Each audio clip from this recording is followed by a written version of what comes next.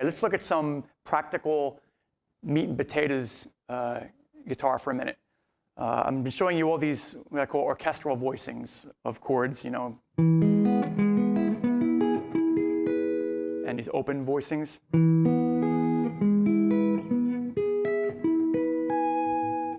But it's very good to know a bunch of stock, what are called cowboy chords, open chords.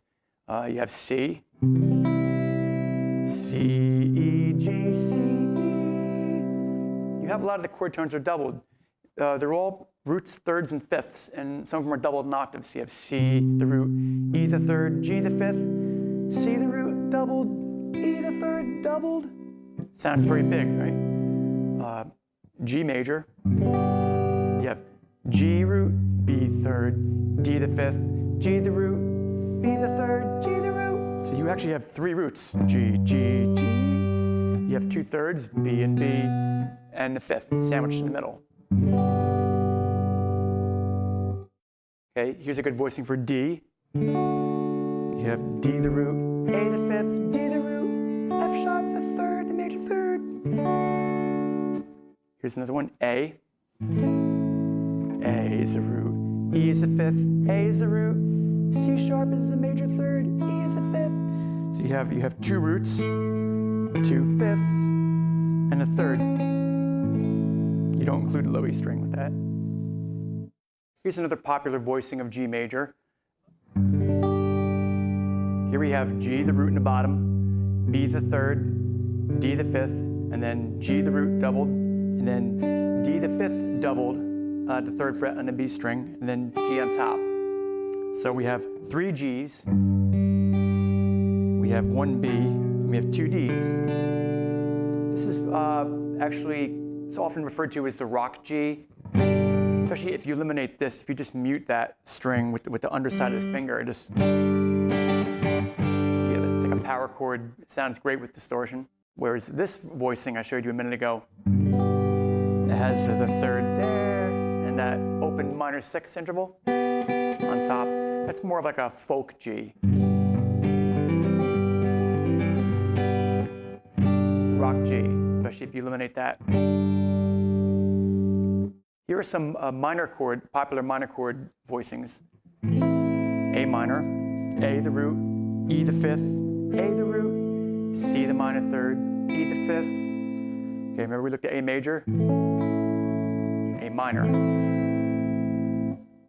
Here's D minor. D the root, A the fifth, D the root, F the minor third. Remember D major? D, A, D, F sharp. We switch the fingering for this. Here's E minor.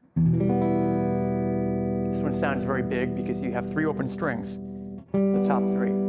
You have E the root, B the fifth, E the root doubled, G the minor third, B the fifth doubled, and E the root doubled again.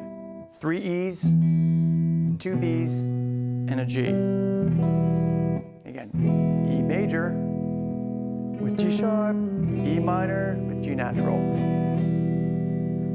Notice that the minor chord has a somewhat more somber quality, a sad quality. Major sound is happy and bright, minor sound is sad. It's kind of clear cut like that, and people use that, keep that in mind when they compose songs.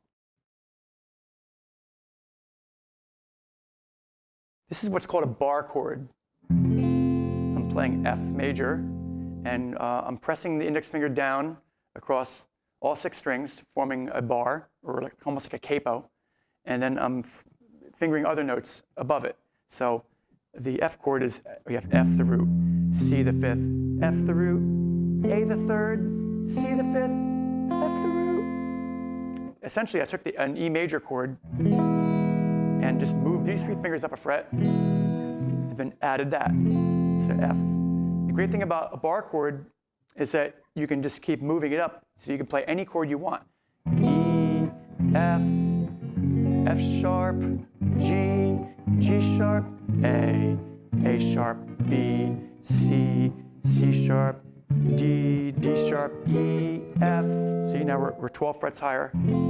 F, E, E flat. flat, D, D flat, C, B, B flat, A flat, G, G flat, F. Generally, when you're ascending what's called chromatically, one fret at a time like that, you would call the next note a sharp, like F, F sharp, G, G sharp, A sharp, B. If you recall from when we learned the natural notes way back in the very beginning, B and C are only half step apart. So there is no sharp or flat between B and C. So you got F, F sharp, G, G sharp, A sharp, B, C, goes right to C, C sharp, D, D sharp, E, and then between E and F is just a half step. So there's no E sharp. Same thing coming down, you got F, E, it doesn't go F, F flat, okay? F, E, but then you have E flat, D, D flat, C, B. Remember, there's no C flat. This just goes directly from C to B. C, B, B flat, A flat, G, G flat, F, E, F. Here's another standard major bar chord form. This one has the root on the 5th string. Okay, so this is C major. I'm forming a bar across the top 5 strings at the 3rd fret. There's C's my root, and I'm forming a secondary bar at the 5th fret with my pinky. So I'm playing C, the root, G the 5th, C the root, E the major 3rd, and G on top, which is actually fretted by the index finger. Some people aren't as flexible as I happen to be flexible with this pinky. I can arch it like this so that it doesn't obstruct the high E string and you can hear the top note. But you could just play it like this on just the middle 4 strings. So it's a very, very useful major chord shape. It's actually based upon an open A chord, which you could finger like that. You could finger like this. If you can fit your fingers in there, you have skinny fingers. Or like that. Or you can do, this is called the rock A.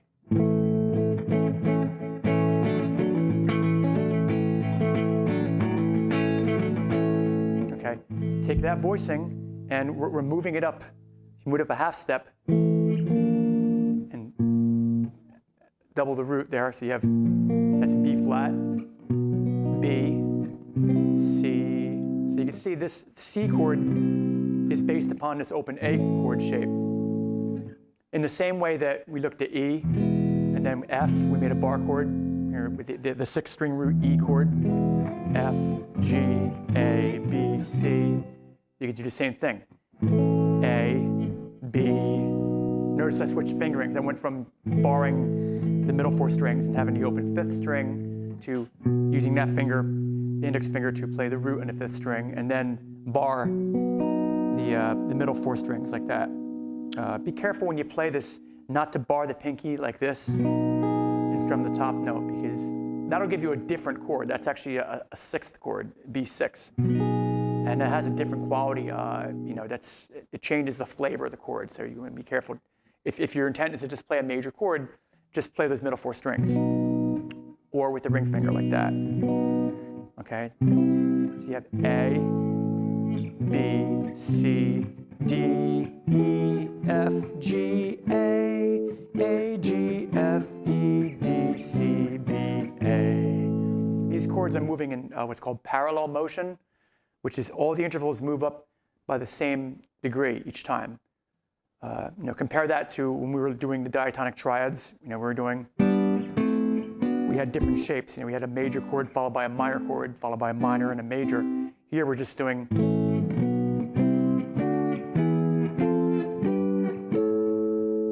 And it's actually done a lot in pop and rock, is to just throw the whole theory of diatonic harmony to the wind and just play, chords. And you could use this voicing, Right?